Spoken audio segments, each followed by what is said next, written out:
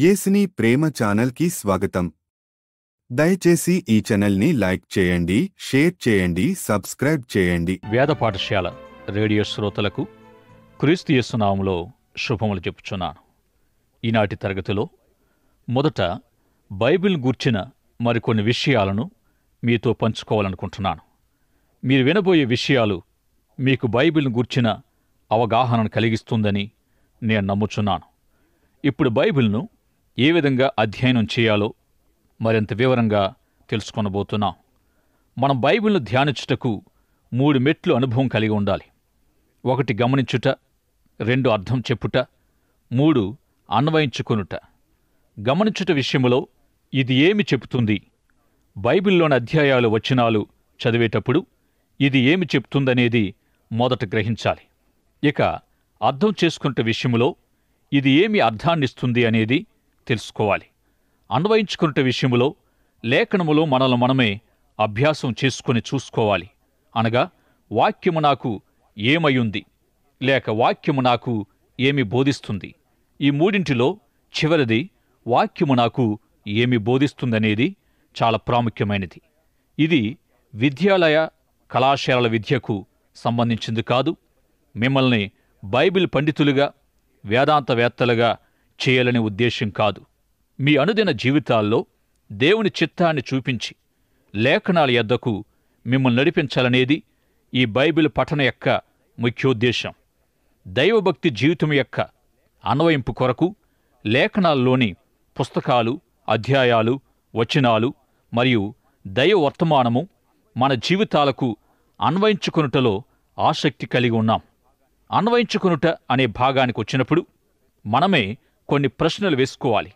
అవేమంటే, మనము ఏమైనా అనుసరించవలసిన ఉదాహరణలు ఉన్నాయా? ఏమైనా లక్ష్యముంచవలసిన హెచ్చరికలున్నాయా? ఏమైనా లోబడుటకు ఆజ్ఞలున్నాయా? ఏమైనా విడిచిపెట్టవలసిన పాపాలున్నాయా? ఏమైనా నూతన సత్యాలు దేవుని గూర్చి గాని మన జీవితాలకు సంబంధించి ఉన్నాయా? ఏమైనా సవాళ్లు లేక ప్రేరణ కలిగించే మాటలున్నాయా? ఏమైనా ఆదరణ కలిగించు మాటలు లేక ప్రోత్సహించు మాటలు ఉన్నాయా? ఏమైనా సమాధానాలు చెప్పలేని ప్రశ్నలున్నాయా? ఏమైనా ఈ లేఖనాలకు సంబంధించిన వేరే లేఖనాలు ఉన్నాయా అనే ఈ విధమైన ప్రశ్నలు మనము లేఖనాలను ధ్యానిస్తున్నప్పుడు అన్వయించుకోవడానికి సహాయపడతాయి. ఇక చివరిగా ఏమైతే బైబిల్ పఠనం యొక్క నియమాలు అని పిలువబడుతున్నాయో వాటిని మీతో పంచుకోవాలనుకుంటున్నాను. ప్రతి దానికి నియమ నిబంధనలుంటాయి. అలాగే బైబిల్ పఠనానికి కూడా నియమ నిబంధనలున్నాయి. మనము పరిశుద్ధ లేఖనాన్ని పరిశీలించుకునేటప్పుడు గుర్తుంచుకోవలసిన విషయం ఏమిటంటే, ఒకే వివరణ లేదా అర్థం చెప్పడం ఉంటుంది, కానీ అన్వయించుకోవలసినవి అనేకములైనవి ఉంటాయి. అర్థం చెప్పుటకు, అన్వయించుకొనుటకు ఎంతో వ్యత్యాసముంది. అర్థం చెప్పడం విషయంలో అర్థం ఒకటే ఉన్నప్పటికీ ఇతరులు మీ యొక్క అర్థముతో ఏకీభవించినప్పుడు నిన్ను నీవు దాని విషయంలో తగ్గించుకోవాలి. కానీ అన్వయించుకోవడం విషయంలో పరిశుద్ధాత్మ దేవుని ద్వారా లేఖనాలను మన వ్యక్తిగత జీవితంలోనికి అనేక విధాలుగా అన్వయించుకోవచ్చు. పరిశుద్ధ గ్రంథమైన బైబిలు యేసు క్రీస్తుని గూర్చి వివరిస్తుంది గనుక దాన్ని మనము చదువుతున్నప్పుడు అందులో యేసుని గూర్చి దృష్టిని నిలపాలి. మనము పాత నిబంధన గ్రంథాన్ని ధ్యానిస్తున్నప్పుడు దానిలోని ఉదాహరణల కొరకు, హెచ్చరికల కొరకు వెదకుచున్నాము అనే సత్యాన్ని గుర్తుంచుకోవాలి. పాత నిబంధన గ్రంథములోని మొదటి 17 పుస్తకాలు చరిత్ర గ్రంథాలుగా పరిగణించాలి. ధర్మశాస్త్ర పుస్తకాల్లో మరియు ప్రవక్తల పుస్తకాల్లో ఎంతో చరిత్ర ఇమిడి ఉంది. పాత నిబంధనలోని చరిత్రను మరియు క్రొత్త నిబంధనలోని ఒక చరిత్ర పుస్తకాన్ని ధ్యానిస్తున్నప్పుడు అందులోని ఉదాహరణలను మరియు హెచ్చరికలను గమనించడం మర్చిపోకూడదు. చారిత్రక సంఘటనలతో పాటు కొన్ని విషయాలు అలంకరణ రూపంలో ఉన్నాయి. గలతీ పత్రిక 4వ అధ్యాయము 22వ వచనం నుండి 24వ వచనం వరకు పౌలు భక్తుడు అబ్రాహాము 2 కుమారులను కలిగి ఉండుటను అలంకరణ రూపములో వర్ణిస్తున్నాడు. ఈ సంఘటనలు చారిత్రాత్మక సత్యాలు అనుటకు ఎవరు సందేహించరు. అబ్రాహాముకు 2 కుమారులుండిరి. వారెవరంటే ఇస్మాయేలు మరియు ఇస్సాకు. ఇస్మాయేలు అరబీయులకు తండ్రి అయి ఉన్నాడు. నేటికి అరబీయులు మరియు యూదులు పరిశుద్ధ స్థలములో ఉన్నారు. అది చరిత్ర. అపోస్తలుడైన పౌలు చెప్పుచున్నదేమిటంటే, అబ్రహామునకు 2 కుమారులుండిరి. ఇప్పుడు ఇది కూడా ఒక దృష్టాంతము. పౌలు చెప్పుచున్న రీతిగా బైబిల్లోని వృత్తాంతము పూర్వము సంభవించిన సంగతులు చారిత్రాత్మకంగా అవుతాయని గ్రహించాలి. ఆ వృత్తాంతములోని ఏది చరిత్ర నుంచి తీసివేయకుండానే ఆ వృత్తాంతము దృష్టాంతమునకు సాదృశ్యముగా ఉంది. అపోస్తలుడైన పౌలు ఈ సంగతులు దృష్టాంతాలుగా వారికి సంభవించాయని చెప్పినప్పుడు ఉదాహరణలు అను పదము గ్రీక్ పదము నుండి వచ్చినది వాడాడు. ఆ పదము రకము లేక విధము అన్న అర్థము కలిగి ఉంది.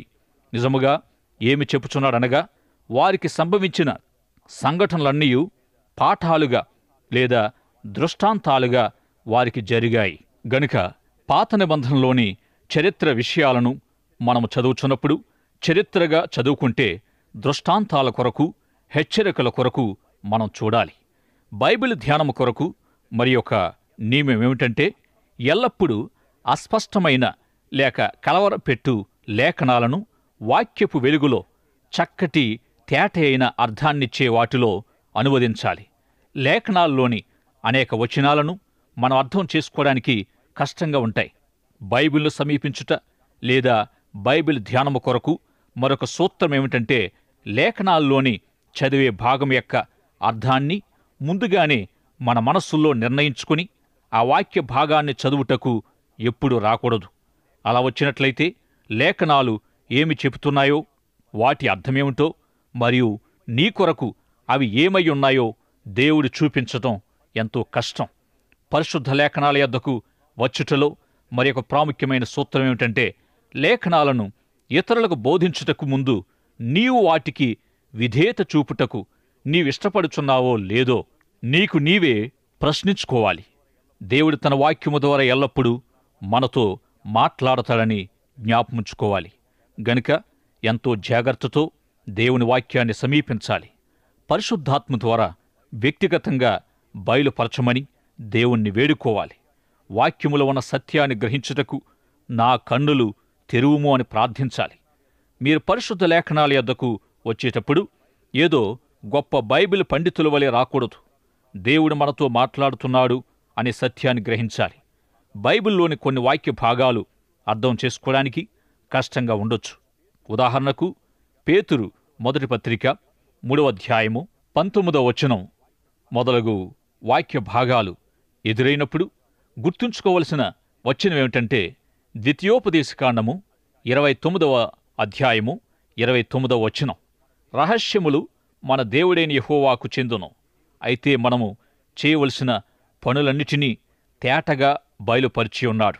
కాబట్టి కష్టమైన వాక్య భాగాల విషయమై కంగారు పడవలసిన పనిలేదు.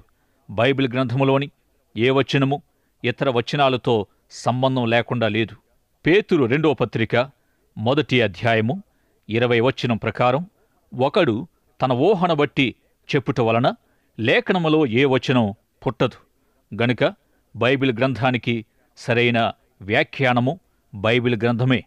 ఇదే సందర్భంలో గుర్తుంచుకోవలసిన విషయం ఏమిటంటే, బైబిల్ గూర్చిన జ్ఞానాన్ని సంపాదించడం సుగుణం కాదుగాని బైబిల్ గూర్చిన జ్ఞానాన్ని మన ఆత్మీయ జీవితాల్లో అన్వయించుకోవడమే గొప్ప సుగుణం.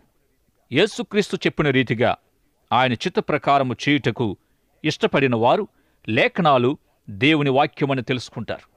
దేవుని వాక్య ప్రకారము జీవించడం ద్వారా, లోబడడం ద్వారా మన జీవితంలో బైబిల్ గ్రంథం శక్తివంతమైనదిగా మనం గుర్తించగలం. బైబిల్ గ్రంథాన్ని ధ్యానించుటకు మరొక ప్రాముఖ్యమైన సూత్రం ఏమిటంటే, వాక్యాన్ని ధ్యానించేటప్పుడు మన స్వంత తలంపులతో కాకుండా అందులోని సత్యాన్ని గ్రహించడానికి మనం రావాలి. పాత నిబంధనలోని యోనా గ్రంథాన్ని ధ్యానిస్తున్నప్పుడు తిమింగలం మనుషులను మృంగగలదా లేదా అనే విషయమే ప్రాముఖ్యమైన విషయంగా భావించి దాని గురించి చర్చిస్తారు. కొంతమంది ఇది చారిత్రక సత్యము కాదు, కేవలం కల్పితమని భావిస్తారు. కానీ వాస్తవానికి దేవుడు యోనా గ్రంథము ద్వారా గొప్ప సత్యాన్ని మనకు బోధిస్తున్నాడు.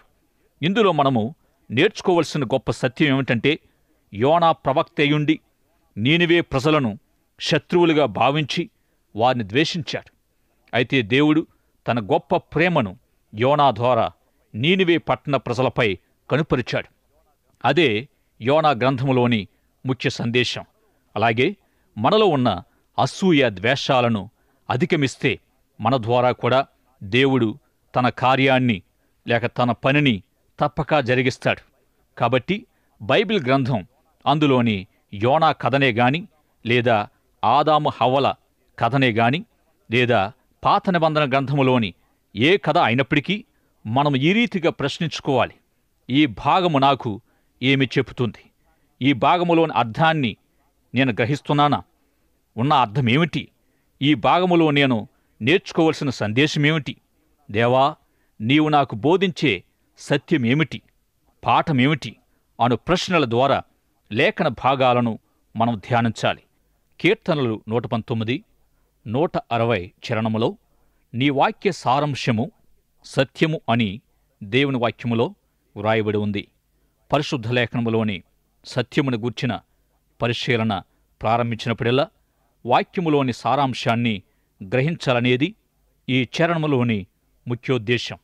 దీనిని మనం ధ్యానిస్తున్నప్పుడు దేవుడు ఏమి చెప్పుచున్నాడు, మొత్తం మీద ఆయన ఏ సందేశాన్ని ఇక్కడ కలిగుంటున్నాడు అనే విషయాలను తెలుసుకుని ఉండాలి. ఇదే విధంగా బైబిల్లోని పుస్తకాలన్నింటినీ, ప్రాముఖ్యంగా క్రొత్త నిబంధనను మనము పరిశీలించాలి. క్రొత్త నిబంధనలోని రోమా పత్రిక మరియు హెబ్రీ పత్రిక లాంటి పుస్తకాలు అతి శ్రేష్టమైన వివాదాంశాల్ని కలిగి ఉన్నాయి. ఈ పత్రికలోని మొదటి వచనాల నుండి చివరి వచనాల వరకు అతి ప్రాముఖ్యమైన సిద్ధాంత వివరణ రూపములో మనకు కనిపిస్తుంది. 19వ శతాబ్ది వరకు బైబిల్ గ్రంథములో అధ్యాయాలు, వచనాలు గుర్తించబడలేదు. అయితే 16వ శతాబ్దములో అధ్యాయాలు, వచనాలుగా విభజించడం జరిగింది. అనగా ఉదాహరణకు అపోస్తులుడైన పౌలు కొరింథీ మొదటి పత్రిక 10వ అధ్యాయము 13వ వచనం అని ఏనాడు చెప్పడం విని ఉండలేదు. ఎందుకంటే అధ్యాయాలుగా, వచనాలుగా తాను వ్రాసిన పత్రికలు విభజించబడతాయని అతడు బహుశా ఎన్నడూ ఊహించి ఉండడు. కొన్నిసార్లు ఈ అధ్యాయాలు, వచనాలు మనకెంతో సహాయకరంగాను అనుకూలంగాను ఉంటాయి. కాని కొన్నిసార్లు ఈ అధ్యాయాలు, ఈ వచనాలు గ్రంథకర్త మీకు తెలియచేయాలి అనే సత్యాన్ని మీరు తెలుసుకోకుండా మీ తలంపుల్ని మరల్చవచ్చు. గనుక గ్రంథమంతటిలో నుండి మీకు దొరకగల సమాచారాన్ని మీరు పట్టుకోవాలి. బైబిల్లోని ఏ భాగాన్నైనా ధ్యానిస్తున్నప్పుడు దాని సందర్భాన్ని గూర్చి ఆలోచించాలి. లేఖనములోని సత్యాన్ని మార్చివేయడానికి లేక త్రిప్పివేయడానికి గల గొప్ప కపటోపాయాలు ఏమిటంటే, సత్యమును తప్పుగా తర్జుమా చేయుట, లేదా సత్యమును అసందర్భంగా వాడుట, లేదా సత్యములోని కొంత భాగాన్నే చెప్పుట. ఈ రీతిగా లేఖనాలను సమయ సందర్భాలను బట్టి ఉపయోగించకుండా ఉన్నట్లయితే మీకనుకూలంగా దానిని మార్చుకోగలరేమో గాని అందలి సత్యాన్ని మీరు గ్రహించలేరు. కాబట్టి వాక్య సందర్భాన్ని బట్టి వాక్యాన్ని ధ్యానించాలి. బైబిల్ గ్రంథం ద్వారా దేవుడు మనతో మాట్లాడుతాడు. గనుక దేవుని వాక్యం ధ్యానించడానికి ప్రార్థనాపూర్వకంగా రావాలి. మీ జీవితంలో దేవుని వాక్యాన్ని నెరవేర్చాలని ఆశిస్తున్నప్పుడు సమూయేలు వలె నీ దాసుడు ఆలకించుచున్నాడు అని వినడానికి సంసిద్ధత కలిగిన వ్యక్తిగా దేవుని వాక్యం యొద్దకు మనం రావాలి. అనగా దీని అర్థమేమిటంటే, దేవా, నీ చిత్తాన్ని నెరవేర్చడానికి నేను సిద్ధంగా ఉన్నాను. ఒక భక్తుడు తన బైబిల్ గ్రంథాన్ని తెరిచినప్పుడెల్లా, ప్రభువా, నా చుట్టూ వినబడే ఆయా స్వరాలన్నిటినీ మాన్పించి నీ స్వరం మాత్రమే వినబడనియ్యి, నీవు మాత్రమే మాట్లాడు ప్రభువా అని ప్రార్థిస్తూ ఉండేవాడట. అవును ప్రియులారా, ఈరోజు మనకు ఎన్నో శబ్దాలు, ధ్వనులు వినబడవచ్చు. రహస్యంగా అంతరంగములో ఒత్తిడి చేయవచ్చు. గనుక ఏకాంతంగా, ఏకాగ్రతతో దేవుని స్వరం వినడానికి సమూయేలు వలె లేదా ఆ భక్తుని వలె మనం ప్రార్థించాలి. తద్వారా దేవుని వాక్యం మాత్రమే మీ మనోనేత్రాన్ని వెలిగిస్తుంది అనే సత్యాన్ని గ్రహించాలి. దేవుని వాక్యములోనికి మీరు వెళ్ళాలి మరియు దేవుని వాక్యము మీలో ఉండాలి అనేది నా ప్రార్థన. ఇంతవరకు బైబిల్ అంటే ఏమిటి, ఈ ప్రపంచములోనే ప్రసిద్ధి చెందిన బైబిల్ గ్రంథమును ఎట్లు ధ్యానించాలి అనే విషయాలను గూర్చి కేవలం పరిచయ వాక్కులు మాత్రం మనం విన్నాం. ఇక బైబిల్ గ్రంథములోని మొట్టమొదటి గ్రంథమైన ఆదికాండమును ఆరంభించుకొనై ఉన్నాం. ఈ సృష్టిలోని ప్రారంభాలన్నింటిని గూర్చి ఆదికాండములో మనం తెలుసుకుంటాం. ఇంతకు దేవుడు ఎందుకు ప్రారంభ విషయాలతో బైబిల్ను మొదలుపెట్టాడు? ఈ ఆదికాండములో దేవుడు మనతో ఏమని చెప్పుచున్నాడంటే, ఎంత క్రితము అనేక విషయాలు ఎలాగ ఉండెనో ఈనాడు కూడా అలాగే ఉన్నాయి అనే సత్యాన్ని మనం గ్రహించాలనేది దేవుని ఉద్దేశం. ఈ గ్రంథం యొక్క ప్రాముఖ్యతను యేసుక్రీస్తు ప్రభువారు కూడా మత్తయి సువార్త 19వ అధ్యాయములో తెలియజేశారు. వివాహ జీవితములోని కొన్ని సమస్యలను గూర్చి కొందరు ఆయనను ప్రశ్నించడానికి వచ్చినప్పుడు ఆయన వారితో, ఒకవేళ మీరు ప్రస్తుత వివాహ వ్యవస్థను అర్థం చేసుకోవాలంటే వెనుకకు వెళ్ళి ఆదిలో ఉన్న వివాహాన్ని అధ్యయనం చేయండి. మోషే కాలము మరియు ఆదికాండములోని కాలానికి వెళ్ళి దేవుడు స్త్రీ పురుషులుగా సృజించడంలోని ఉద్దేశం ఏమై ఉండెనో అని ప్రశ్నించుకుంటే వివాహమనేది ఏమై ఉండెనో ప్రస్తుతం ఏమయ్యుందో తెలుసుకోగలరు. ఈ విధంగా యేసుక్రీస్తు ప్రభు ఆదికాండం యొక్క ప్రాముఖ్యతను గురించి తెలియజేశారు. ఆదికాండములోని ప్రతి అంశాన్ని ధ్యానిస్తున్నప్పుడు ఇట్టి తలంపులతోనే మనం నింపబడాలి. మొదటిగా ఆదికాండములో మనం చూచినట్లయితే కొంతవరకు సృష్టి ఏ విధంగా ఉందో మనకు తెలియజేస్తున్నాడు.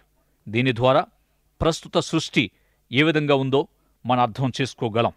ఇంతకుముందు చెప్పుకున్న రీతిగా బైబిల్ గ్రంథములో 1189 అధ్యాయాలు ఉన్నప్పటికీ కేవలం 1.5 అధ్యాయాలు మాత్రమే సృష్టిని గూర్చి తెలియజేస్తూ ఉన్నాయి.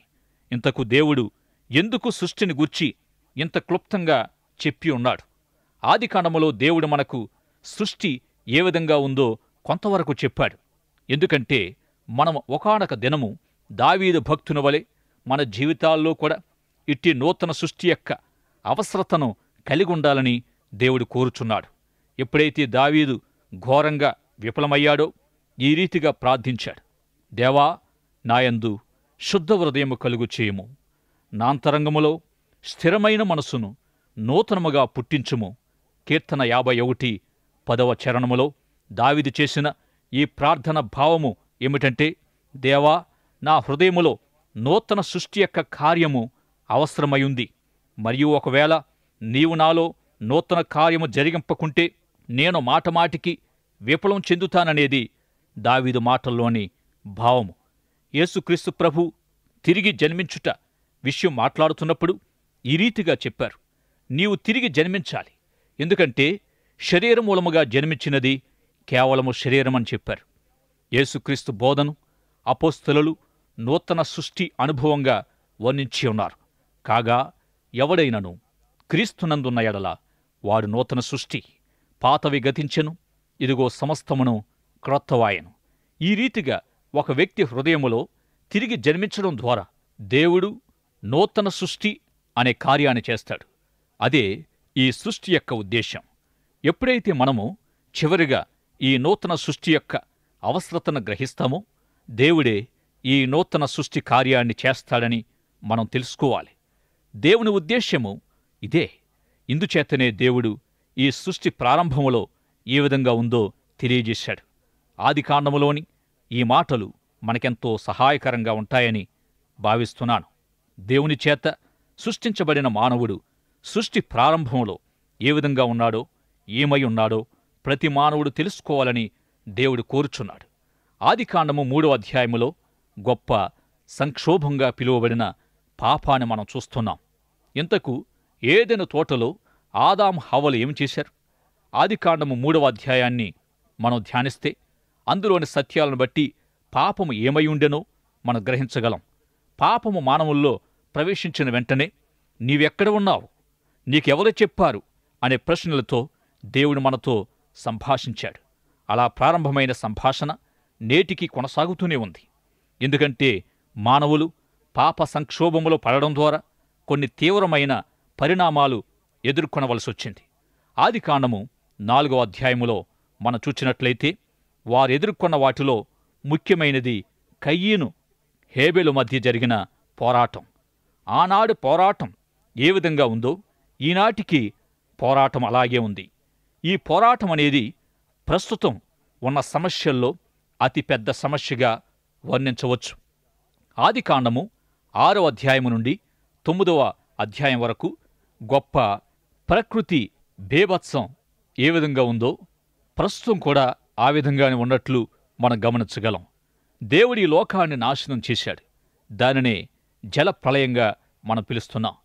ఆదికాండము 6వ అధ్యాయము నుండి 9వ అధ్యాయం వరకు నోవహు జల ప్రళయాన్ని మనం గమనిస్తాం. ఈ సంఘటన నూతన నిబంధనలో కూడా మనం చూస్తున్నాం. ఈ ప్రళయం గురించి యేసుక్రీస్తు ప్రభువారు దాదాపు 2 సార్లు తన 2వ రాకడను గుర్చి వ్యాఖ్యానించారు. దీనినే హెబ్రీ పత్రిక గ్రంథకర్త విశ్వాసంగా చిత్రీకరించాడు. అపొస్తలుడైన పేతురు దీనిని రక్షణగా వర్ణిస్తున్నాడు. నోవహు చెప్పిన రీతిగా ఓడలోనికి ప్రవేశించి రక్షణ పొందుడి అనే మాట రక్షణకు మంచి సాదృశ్యంగా ఉంది. ఆదికాండ గ్రంథములో దేవుడు మానవునితో ఒక నిబంధన లేదా ఒప్పందము చేసుకున్నట్లు గమనిస్తాం. ఈ విషయాలన్నీ బైబిల్ గ్రంథమంతా మనం గమనించగలం. ఉదాహరణకు యేసుక్రీస్తు తనను కలుసుకున్న శిష్యులతో నన్ను వెంబడించుడి, మిమ్మల్ని మనుషులను పట్టు జాలనుగా చేస్తాను అని వారితో ఒప్పందం చేసుకున్నాడు. ఇదే పాత నిబంధన మరియు పాత ఒడంబడిక, అనగా యేసు వచ్చుచున్నాడు అనే సత్యాన్ని మీరు నమ్ముట. నూతన నిబంధన లేక నూతన ఒడంబడిక అనగా యేసు వచ్చెనని నమ్ముటయే. ఆదికాండము 11వ అధ్యాయాన్ని గమనిస్తే బాబెలు గోపురం యొక్క నిర్మాణ సందర్భంలో మానవులు దేవునికి విరుద్ధంగా తలపెట్టిన ప్రయత్నాలను దేవుడు అడ్డగించాడు. ఈ విధంగా అనేక శతాబ్దాలుగా మానవుల యొక్క అనేక ప్రయత్నాలను దేవుడు రద్దు చేస్తూ వచ్చాడు. ఇక ఆదికాండము 12వ అధ్యాయములో అబ్రహాము, ఇస్సాకు, యాకోబు, యోసేపుల జీవితాల ద్వారా విశ్వాసమును గూర్చిన అవగాహనను దేవుడు కలిగిస్తున్నాడు. విశ్వాసం ఎంత ప్రాముఖ్యమైనదో దేవుడు అబ్రహాము జీవితము ద్వారా తెలియజేస్తున్నాడు. యాకోబు జీవితము ద్వారా, యోసేపు జీవితము ద్వారా అనేక కఠిన పరిస్థితుల్లో దేవుడు ఏ రీతిగా మన జీవితాలను అదుపు చేయగలడో అన్ని విషయాలు ఆయన స్వాధీనములో ఉండి ఆయనే అధికారి అయి ఉన్నాడు అనే మహాసత్యాన్ని వారిలో నుండి మనం నేర్చుకోగలం. ఇదియే ఆదికాండ గ్రంథములోని ముఖ్యాంశాలు. ఈ గ్రంథాన్ని మీరు చదువుతున్నప్పుడు ఈ వాక్యము ఏమని చెబుతుంది, ఈ వాక్యం యొక్క అర్థమేమిటి, ఈ వాక్యము ద్వారా మన జీవితంలో అన్వయించుకోవలసిన సత్యమేమిటి అని మీరు ప్రశ్నించుకుంటే మీ ఆత్మీయ జీవితాలకు ఎంతో ఆశీర్వాదకరంగా ఉంటుంది. దేవుడట్టి కృప మీకు దయచేయునుగాక. దైవాశీస్సులు. ఆమేన్. దయచేసి ఈ ఛానల్ని లైక్ చేయండి, షేర్ చేయండి, సబ్స్క్రైబ్ చేయండి.